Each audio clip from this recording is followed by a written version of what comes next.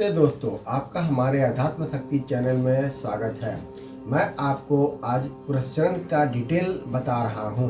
पुरस्चरण जो होता है वह जब करते हैं, कोई हवन करते हैं, तर्पण करते हैं, मार्जन करते हैं या फिर ब्राह्मण या कुंवारी कन्या को खिलाते हैं, तो वह सबको मिलाकर के वह पुरस्चरण कहलाता है।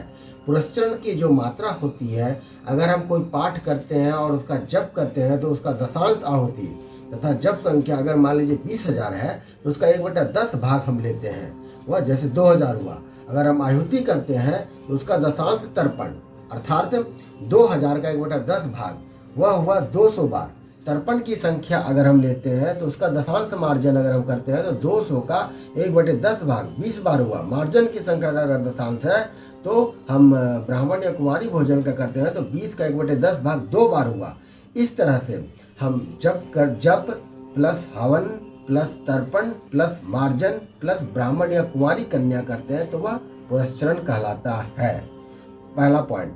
दूसरा पॉइंट है, ब्राह्मण या कुंवारी कन्या को अगर हम खाना खिलाते हैं तो कम से कम 2 अवश्य होनी चाहिए, 2 से कम नहीं होनी चाहिए।